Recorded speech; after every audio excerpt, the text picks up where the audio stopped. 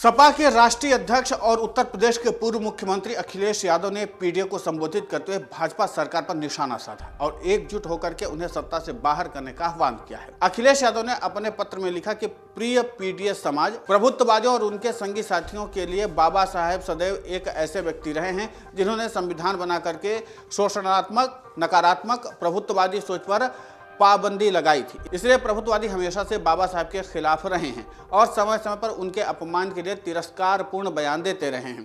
प्रभुत्ववादियों और उनके संगी साथियों ने कभी भी बाबा साहेब के सबकी बराबरी के सिद्धांत को स्वीकार नहीं किया, क्योंकि ऐसा करने से समाज एक समान भूमि पर बैठता दिखता, जबकि प्रभुत्ववादी और उनके संगी साथी चाहते थे कि उन जैसे जो सामंती लोग हैं, सदियों से सत्ता और धन पर कब्जा करके सदैव ऊपर रहे हैं, वो हमेशा ऊपर ही रहें और पीडीए समाज के जो लोग शोषित, वंचित, पीड़ित हैं, वो सब सामाजिक सोपान पर हमेशा नीचे ही रहें।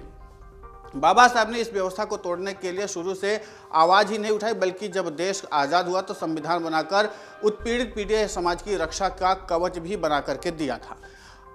आज के प्रभुत्ववादियों और उनके संगी साथियों के वैचारिक पूर्वजों ने बाबा साहब के बनाए संविधान को अभारतीय भी कहा और उसे सभ्यता के विरुद्ध भी बताया, क्योंकि संविधान ने उनकी परंपरागत सत्ता को चुनौती दी थी और देश की 90% वंचित आबादी को आरक्षण के माध्यम से हक और अधिकार भी दिलवाया था। साथ ही उनमें आत्मसम्मान और आत्मविश्वास की स्थापना भी की थी। प्रभुत्ववादियों और उनके संगी साथी सदैव आरक्षण के विरोधी रहे हैं। सदियों की पीड़ा और आरक्षण दोनों ही पीढ़ियों को एक सूत्र में करते हैं। चूंकि बाबा साहब संविधान और सामाजिक न्याय के सूत्रधार थे, इसलिए ऐसे प्रभुत्ववादी नकारात्मक लोगों को बाबा साहब हमेशा से अखरते थे। बाबा साहब ने हर एक इंसान को एक मानव के रूप में अपनी पहचान स्थापित करने के लिए आंदोलन में हिस्सा लेने की बात कही भी और खुद करके भी दिखाया। वह तथाकथित उच्च जाति और सामंती शोषण को साहसपूर्ण चुनौती दी। बाबा साहेब ही आत्मसम्मान के प्रेरणा के स्रोत रहे, इसलिए प्रभुत्ववादी और उनके संगी साथी हर बार बाबा साहेब और उनके बनाए संविधान के अपमान, तिरस्कार की साजिश रचते रहे हैं, जिससे कि पीडीए समाज मानसिक रूप से हतोत्साहित हो जाए और अपने अधिकार के लिए कोई आंदोलन न कर पाए। जब कभी ये बात समझकर पीडीए समाज आक्रोशित होता है तो सत्ताकामी ये प्रभुत्ववादी और उनके संगी साथी दिखावटी माफी का नाटक भी रचते हैं। अपमान की इस प्रथा को तोड़ने के लिए पीडीए समाज को हर एक मुद्दे के पर युवक, युवतियां, महिला, पुरुष ने यह ठान लिया है कि वो सामाजिक एकजुटता से राजनीतिक शक्ति प्राप्त करके अपनी सरकार बनाएंगे और बाबा साहब और उनके संविधान को अपमानित करने और खारिज करने वालों को हमेशा के लिए सत्ता से हटा देंगे। और जो प्रभुत्ववादी उनके संगी साथी संविधान की समीक्षा के नाम पर आरक्षण को हटाने का मतलब नौकरी में आरक्षण का हक मारने का बार बार षड्यंत्र रचते हैं, उन्हें ही हटा देंगे। उसके बाद ही जाति जनगणना हो सकेगी और पीडीए समाज को उनकी गिनती के हिसाब से उनका हक और समाज में उनकी भागीदारी के अनुपात में सही हिस्सा मिल पाएगा।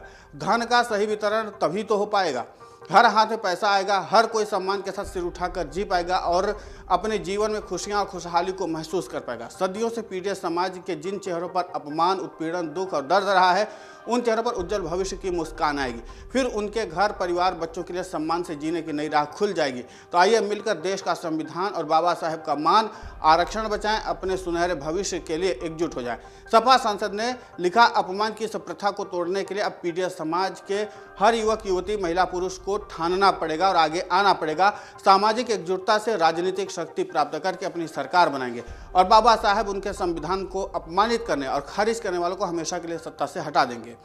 इस तरीके की बात करके अखिलेश यादव ने इस बात को साफ कर दिया है कि पीडीए एक बार फिर से अपना मजबूत करना चाहते हैं और पीडीए का मतलब बिल्कुल साफ है। अखिलेश यादव पिछड़ा, दलित, आदिवासी, जो अखिलेश यादव ने नारा दिया था और उसका लोकसभा चुनाव में अच्छा खासा अखिलेश यादव को लाभ हुआ था।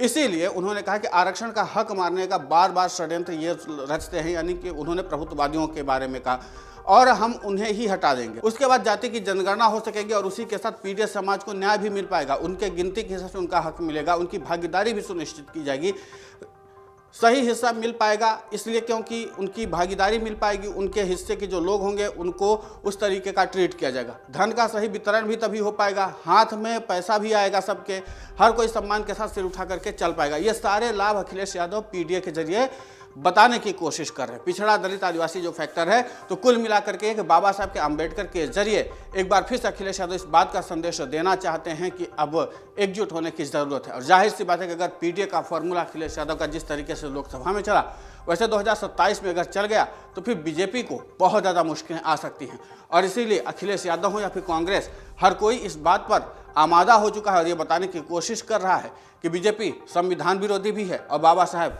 भीमराव अंबेडकर का विरोधी तो है ही है।